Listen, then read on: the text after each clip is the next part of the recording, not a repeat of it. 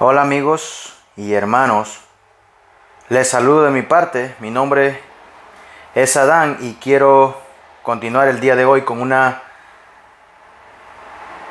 serie de bienaventuranzas que van desde el versículo 3 hasta el 12 de Mateo 5 y hoy quiero ir hasta el versículo 5 de Mateo 5 y dice: Bienaventurados los mansos, porque ellos recibirán la tierra por heredad. Mateo 5:5. Al igual que las primeras bienaventuranzas, esta debió haber sido impactante y desconcertante para los oyentes de Cristo,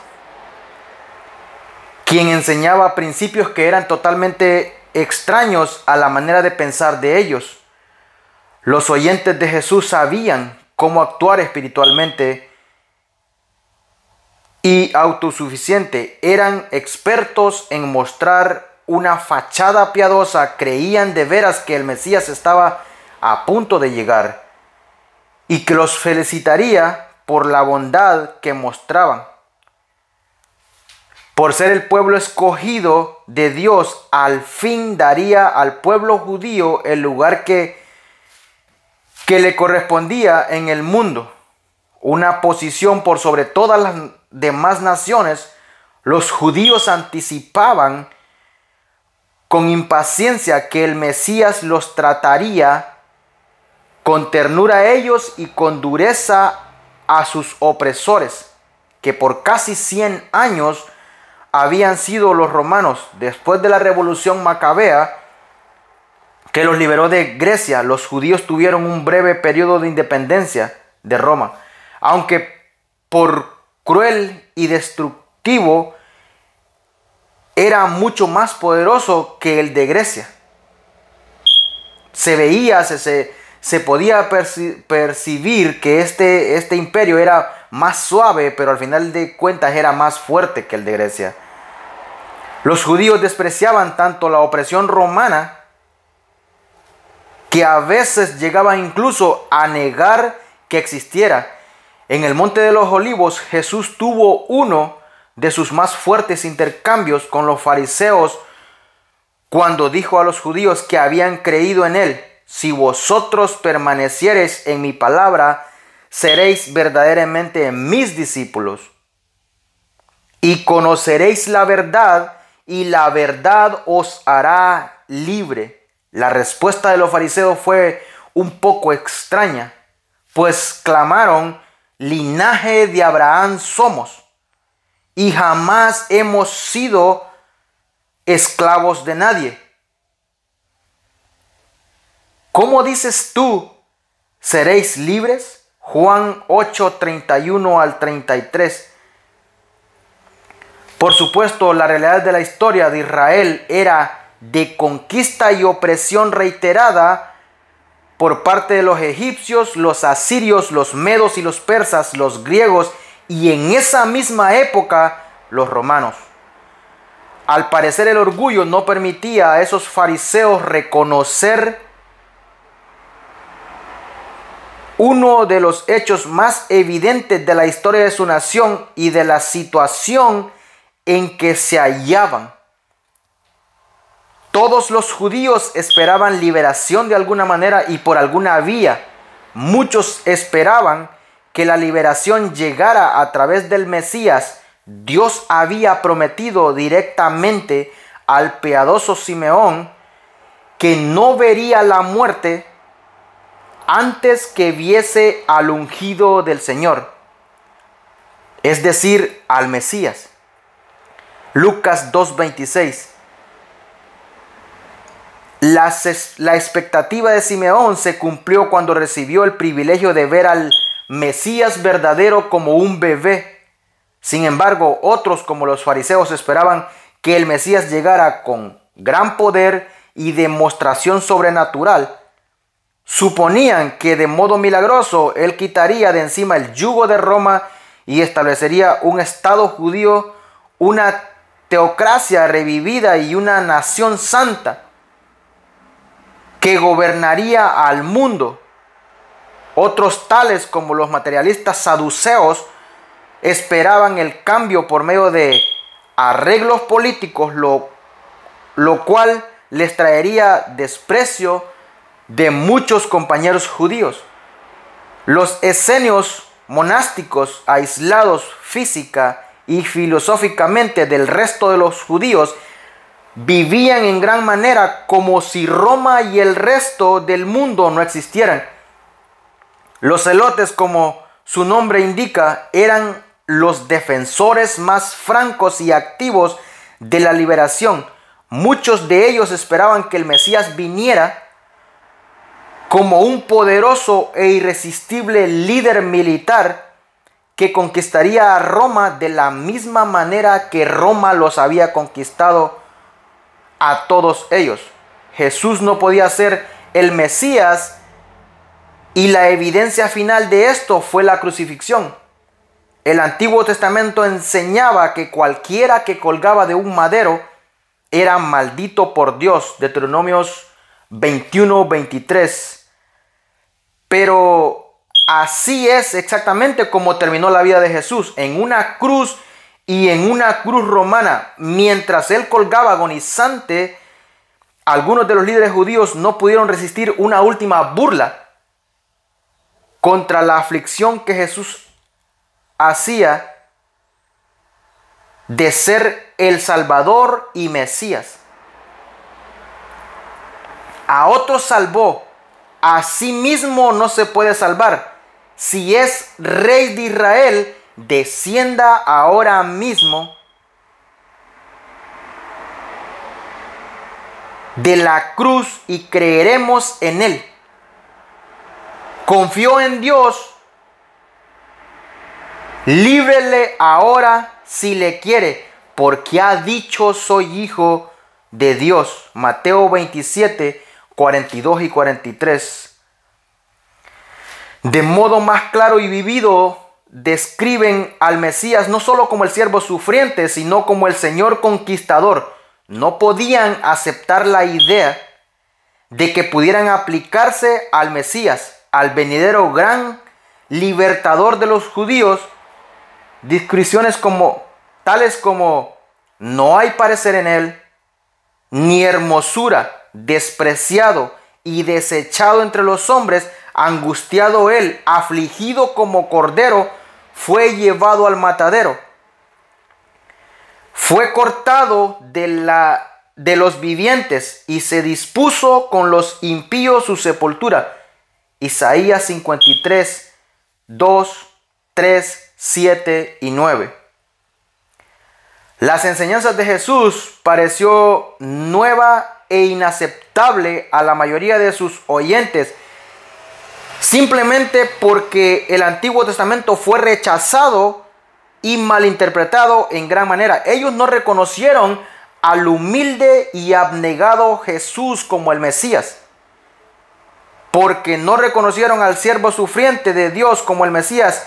Esa no era la clase de Mesías que deseaban.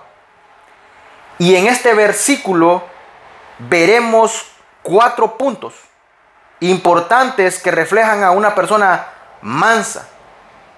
Primero, el significado de mansedumbre. Segundo, la manifestación de la mansedumbre.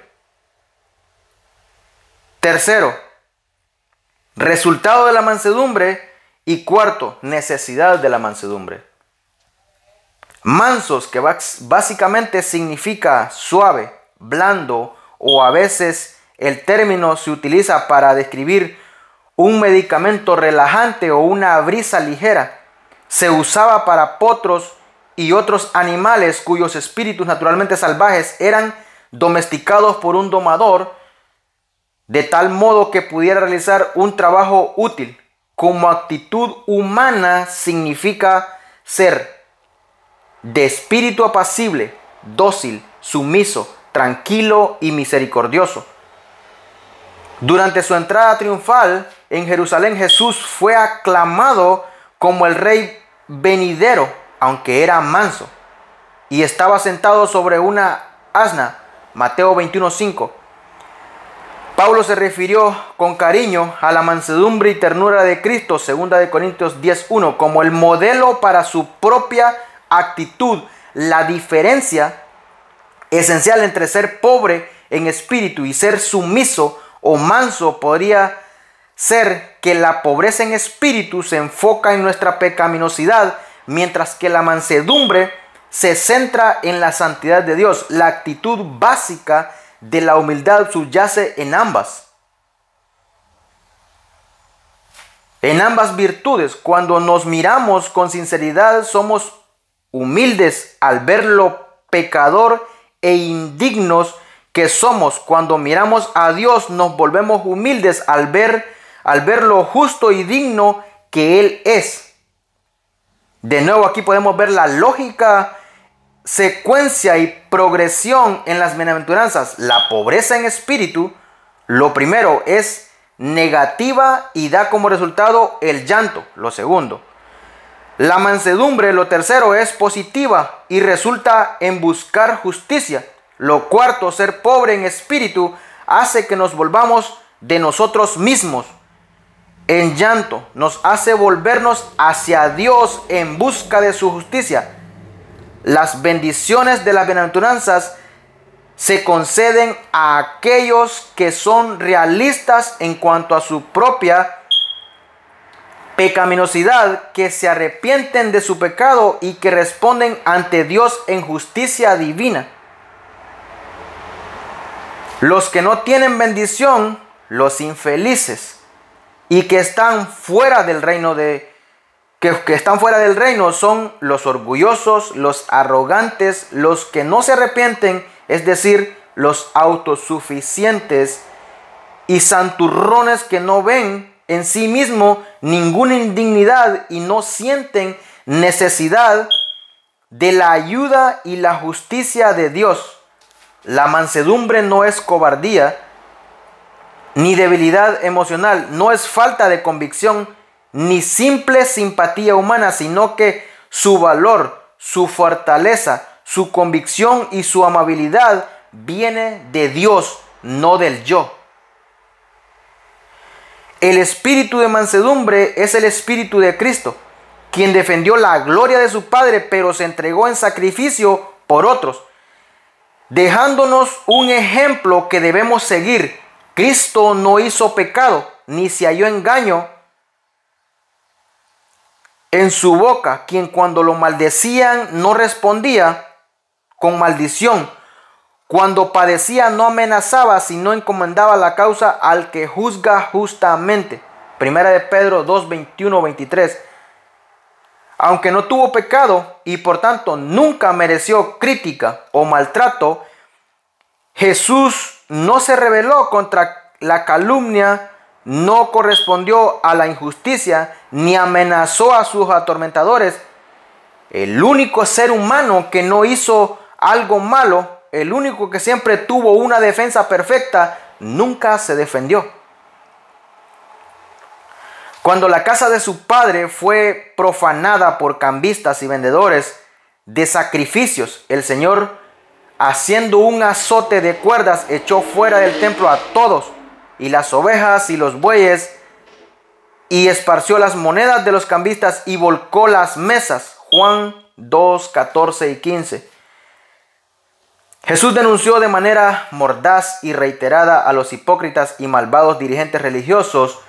2 veces limpió el templo a la fuerza y sin temor alguno pronunció juicio divino sobre los que abandonaban y corrompían la palabra de Dios. Sin embargo, Jesús ni una sola vez levantó un dedo o dio una respuesta ingeniosa en su propia defensa, aunque en cualquier tiempo pudo haber llamado legiones de ángeles que se pusieran a su lado. Mateo 26, 53. Se negó a usar poder natural o sobrenatural para su propio beneficio. La mansedumbre no es debilidad, pero no usa su poder para su propia defensa o propósito egoísta. La mansedumbre es poder rendido por completo al control de Dios. Y esto nos lleva a nuestro segundo punto. la manifestación de la mansedumbre. La mejor manera de describir la mansedumbre es ilustrarla a fin de verla en acción. La Biblia está llena de relatos instructivos sobre la mansedumbre. Después que Dios llamara a Abraham de Ur de los Caldeos a la tierra prometida, y luego de haber hecho el maravilloso e incondicional pacto con él, surgió una disputa sobre las tierras de pastores entre los siervos de Abraham y los de su sobrino Lot. Toda la tierra de Canaán se le había prometido a Abraham. Este era el elegido de Dios y el padre del pueblo escogido de Dios. Por otra parte, Lot era solamente un pariente político que en gran manera dependía de Abraham para su bienestar y su seguridad.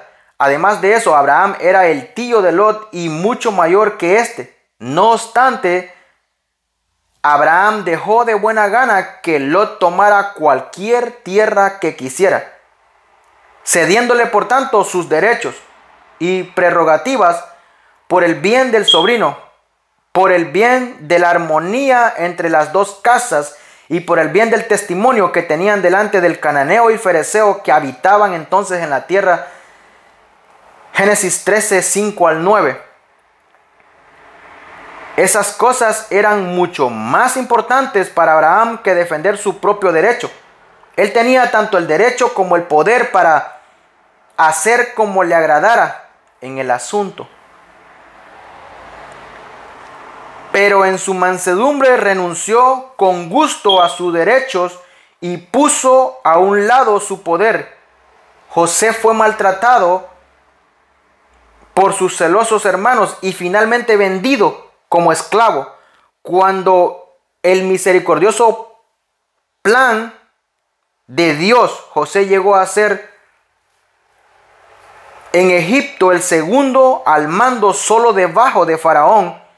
Estuvo en condiciones de vengarse de forma severa de sus hermanos al venir estos a Egipto en busca de alimento para sus hambrientas familias. José finalmente pudo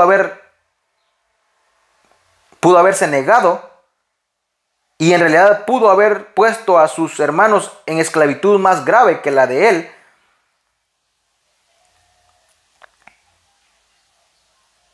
Pero él solo tenía perdón y amor por sus hermanos. Cuando finalmente les reveló quién era, se dio a llorar a gritos y oyeron los egipcios y oyó también la casa de Faraón. Génesis 45, 2.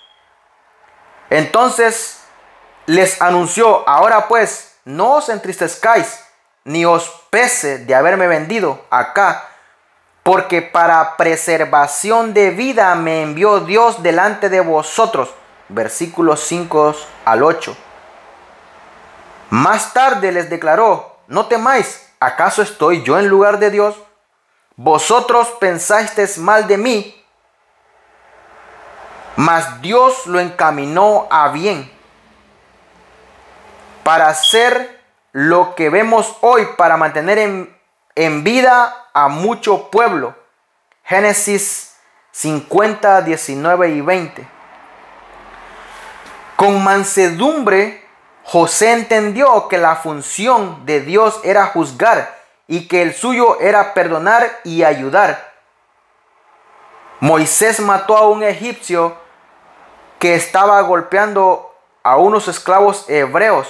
Se enfrentó al faraón para exigir la liberación de su pueblo.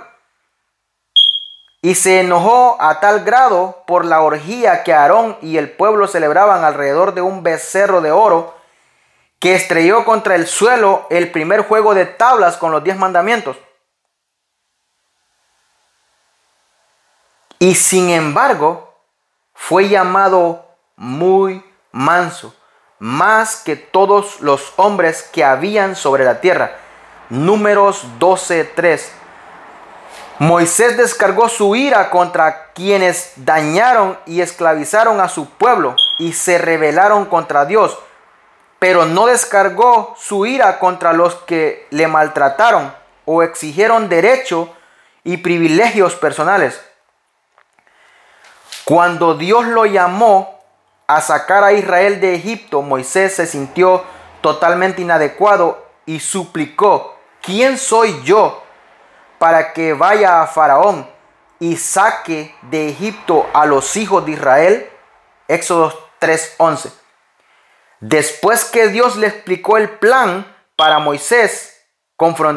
para que Moisés confrontara a Faraón, Moisés volvió a rogar: ¡ay, Señor!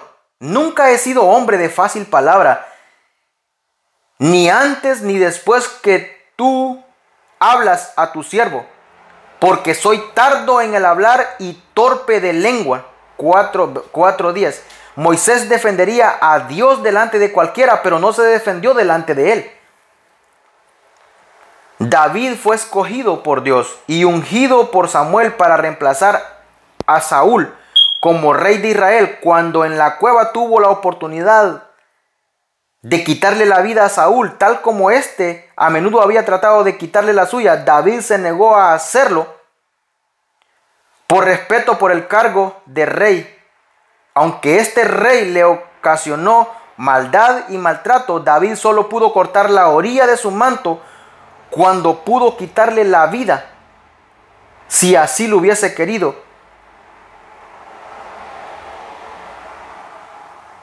Y dijo a sus hombres: Jehová me guarde de hacer tal cosa contra mi Señor, el ungido de Jehová, que yo extienda mi mano contra él, porque él es ungido de Jehová. Primera de Samuel 24:5 y 6.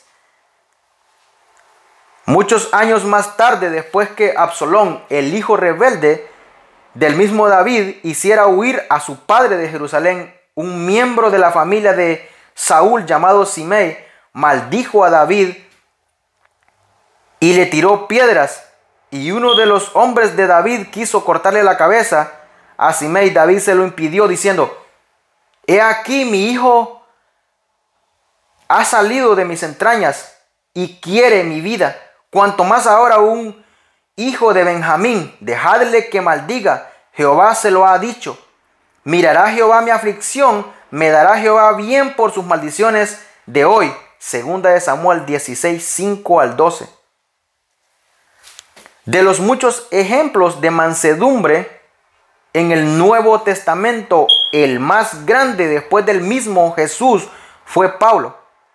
Él era el más educado de los apóstoles, y aunque hasta donde podemos saber, Dios usó más amplia y eficazmente, sin embargo, se negó a poner cualquier confianza en sí mismo, es decir, en la carne.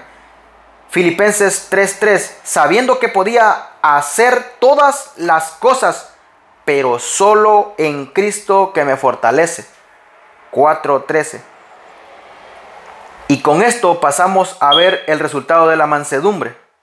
Al igual que con las otras bienaventuranzas, el resultado general de la mansedumbre es ser bienaventurado, ser divinamente felices. Dios da a los mansos su propia alegría y felicidad. Sin embargo, más específicamente, los mansos recibirán la tierra por heredad. Después de crear al hombre a su imagen, Dios le entregó el dominio sobre toda la tierra. Génesis 1:28.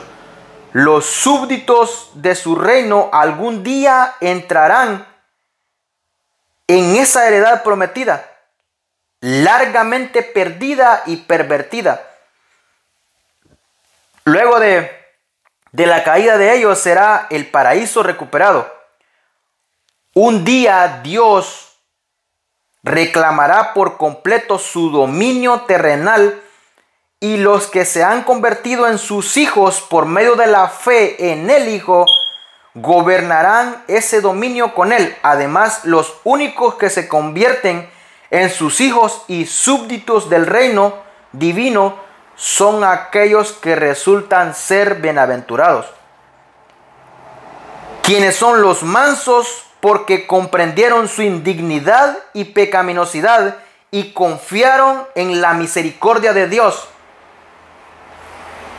Casi todos los judíos creían que el reino venidero del Mesías pertenecería a los fuertes, de los cuales los judíos serían los más fuertes. Pero el Mesías mismo dijo: que el reino pertenecía a los mansos, ya sea judíos o gentiles, por igual. Pero porque se necesita tener mansedumbre, la mansedumbre es necesaria, en primer lugar, porque se requiere para ser salvo. No puedes ser salvo si no tienes mansedumbre. No eres salvo si no demuestras mansedumbre. Solamente los mansos heredarán la tierra, porque solo ellos pertenecen al rey que gobernará el reino futuro de la tierra. El salmista David expresa: porque Jehová tiene contentamiento en su pueblo, hermoseará a los humildes con la salvación. Salmos 149:4. Cuando los discípulos le preguntaron a Jesús quién era el más grande en el reino, llamando a un niño, lo puso en medio de ellos y dijo: de cierto os digo que si no os volvéis y os hacéis como un niño, no entraréis en el reino de los cielos. Así que cualquiera que se humille como este niño, ese es el mayor en el reino de los cielos. Mateo 18, 2 al 4. La mansedumbre también es necesaria debido a que está ordenada. Buscar a Jehová todos los humildes de la tierra, los que pusisteis por obra su juicio. Buscad justicia, buscar mansedumbre. Sofonías 2:3. Santiago manda a los creyentes, por lo cual, desechando toda inmundicia y abundancia de malicia, recibir con mansedumbre la palabra implantada, la cual puede salvar vuestras almas. Santiago 1:21. Aquellos que no tienen un espíritu humilde no pueden ni siquiera escuchar correctamente la palabra de Dios, mucho menos entenderla y recibirla. La mansedumbre es necesaria porque no podemos ser testigos eficaces. No podemos ser testigos eficaces sin ella. Pedro declara: santificad a Dios el Señor en vuestros corazones y estar siempre preparados para presentar defensa con mansedumbre y reverencia ante todo el que demande razón de la esperanza que hay en vosotros. Primera de Pedro 3:15. El orgullo siempre se interpondrá entre nuestro testimonio y aquellos a quienes testificamos. Ellos nos verán a nosotros en lugar de ver al Señor. Por buena que sea nuestra teología o refinada que sea nuestra técnica, la mansedumbre es necesaria porque solo ella da gloria a Dios. El orgullo busca su propia gloria, pero la mansedumbre busca la gloria de Dios. La mansedumbre se refleja en nuestra actitud hacia otros hijos de Dios. La humildad en relación a compañeros cristianos da gloria a Dios. El Dios de la paciencia y de la consolación os dé entre vosotros un mismo sentir según Cristo, para que unánimes a una voz glorifiquéis al Dios y Padre de nuestro Señor Jesucristo. Por tanto, recibimos los unos a los otros como también Cristo nos recibió para gloria de Dios. Romanos 15, 5 al 7. Y con esto, amigos y hermanos, quiero despedirme preguntando si en verdad sabes qué clase de mansedumbre es la que tú tienes. ¿En verdad te has preguntado alguna vez si eres humilde con tu prójimo? ¿En verdad tratas a otros con humildad? ¿Te identificas como una persona mansa? Si no es así, pues déjame decirte que El tiempo se acaba, el tiempo está cerca y solo los mansos heredarán el reino de los cielos. Y que Dios nos bendiga.